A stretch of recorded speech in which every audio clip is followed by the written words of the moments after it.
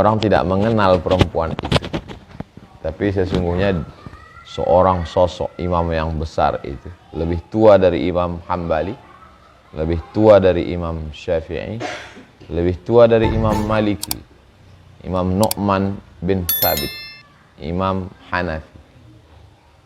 Yang dikenal orang, oh Imam Hanafi.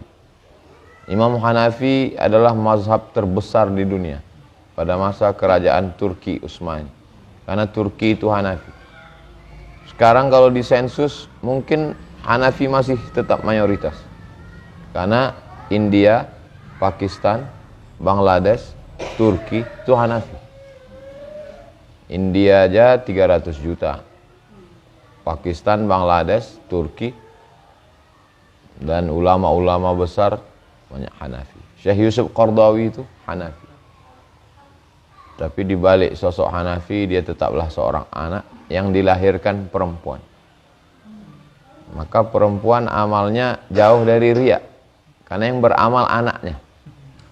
Dia menerima balasan amal anaknya. Makanya menjadi perempuan itu luar biasa. Ada seorang perempuan. Perempuan ini disebutkan dalam Al-Quran tanpa disebutkan suaminya. Wa auhayna ila ummi Musa, kami ilhamkan kepada istri Musa. Tidak ada satupun ayat tentang Abi Musa. Yang ada tentang ummi Musa, ibunya Nabi Musa. Padahal yang mau dihadapi ini hebat sekali, orang paling kuat di dunia, yang sampai sekarang peninggalan warisannya menjadi salah satu dari 7 keajaiban dunia, Fir'aun.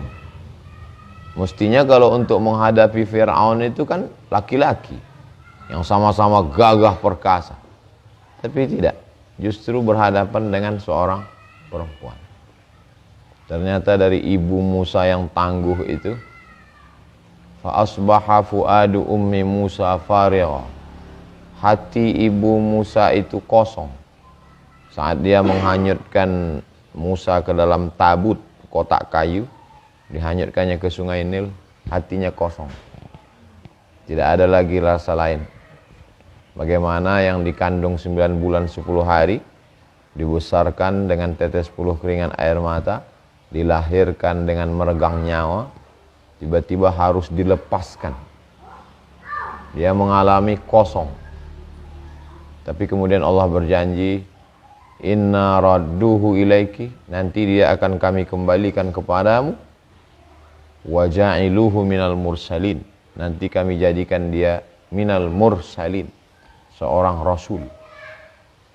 Akhirnya dia lepaskan, bismillah, lepas.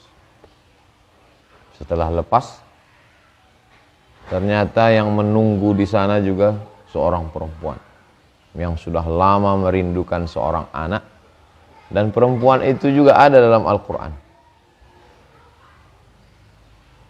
Idh qalatu imra'atu Fir'aun, ingatlah ketika istri Fir'aun berkata, Rabbi bnili indaka baitan fil jannah, bangunkanlah untukku satu tempat di surga, wa najjini min Fir'aun, selamatkan aku dari Fir'aun. Jadi walaupun beda tempat, kalau dia masih satu frekuensi, insya Allah ketemu. Ibu Musa di sana, istri Fir'aun di sana. Ibu Musa rakyat jelata, orang Yahudi, istri Fir'aun di istana. Tapi kedua-duanya dipertemukan Allah, karena sama-sama solihah. Akhirnya anak itu dihanyutkan oleh ibu Musa, disambut oleh istri Fir'aun, dibesarkan oleh istri Fir'aun. Perempuan itu bernama Asiyah, istri Fir'aun. Jadi perempuan-perempuan yang luar biasa itu diceritakan Allah dalam Al-Quran supaya mengambil pelajaran. Lalu kemudian Nabi Musa alaihissalam, kita mengenal heroik. Sampai hari ini Nabi nomor 1 di kalangan Bani Israel adalah Musa. Mereka tidak mengakui beberapa nabi lain. Tapi Musa adalah yang terhebat bagi Bani Israel. Mereka buatkan filmnya The Moses yang membelah lautan, memancar 12 mata air. Tenaganya luar biasa. Satu Musa sama dengan 30 laki-laki yang gagah perkasa menggeser batu besar dari mulut sumur. Tapi sesungguhnya di balik Musa itu ada sosok perempuan.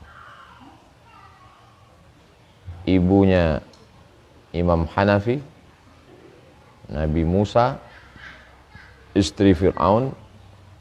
Lalu kemudian ada seorang perempuan yang bersandar di batang pohon korma. Dia sedang hamil, tidak tahan telinganya mendengar omongan orang, bully, caci maki, sumpah serapah. Jadi kalau kita tidak tahan mendengar, mendingan kita menjauh untuk menenangkan diri. Karena kalau dilawan ini pusing kepala kita. Akhirnya dia pun melahirkan anak. Kata Allah, wa huzi ilaiki bijiz'in nakhlati tusaqit alaiki rutaban janiya. Bersandarlah engkau ke batang pohon kurma, goncangkan pundakmu, nanti buah kurma akan jatuh ke bawah.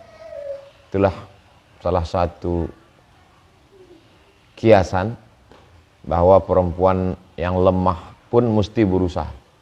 Walaupun dia dalam keadaan lemah memegang anaknya, tetap juga dia menggoncangkan pundaknya biar supaya buah kurma itu jatuh dan dia makan. Dan ternyata makanan yang paling bagus untuk ibu hamil adalah kurma. Dan makanan yang bagus untuk anak yang setelah lahir juga kurma. Dan makanan paling bagus ibu yang baru melahirkan juga kurma. Lalu kemudian perempuan yang melahirkan itu bernama Maryam. Diabadikan dalam satu surat setelah Al-Kahfi, surat Maryam. Melahirkan seorang anak laki-laki, itulah dia Isa alaihissalam. Jadi di kalangan Bani Israel yang paling hebat Musa, juga ibunya diceritakan. Kemudian Isa, ibunya juga. Dan Nabi Muhammad SAW digelar mereka dengan Al-Amin. Al-Amin itu juga diambil dari ibunya, karena ibunya Aminah. Kalau laki-laki Al-Amin. Jadi yang punya anak perempuan berbahagialah, yang menjadi perempuan juga kehormatan, karena Islam Al-Quran banyak bercerita tentang perempuan-perempuan. Lalu kemudian kita selalu disuruh bersolawat-solawat. Ada namanya solawat Barzanji, ada solawat Burdah, ada solawat Diyaul Lami, ada solawat Dibai, ada solawat Al-Fatih. Banyak sekali solawat-solawat yang ditulis oleh para ulama.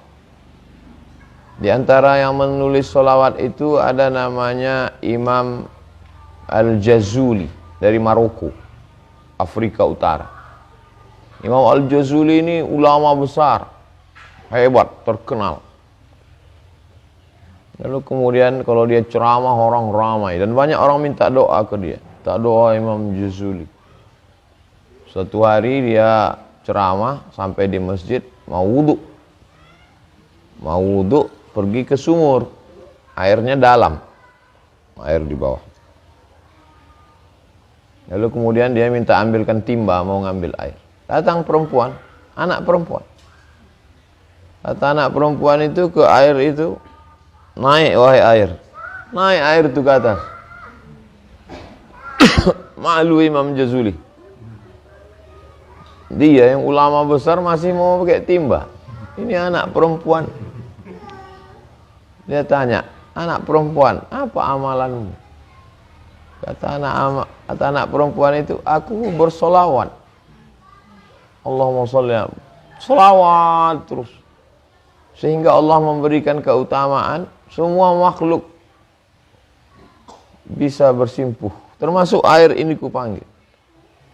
Dan engkau pun datang kemari karena aku meminta kepada Allah. Maka kata Imam Jazuli, sejak hari ini aku akan menulis sholawat. Itulah sholawat yang dia tulis, yang masyhur di setiap pondok mengamalkan sholawat, Dalailul Khairat. Sholawat Dalail Khairat. Itu kronologis sholawat itu juga dari seorang perempuan.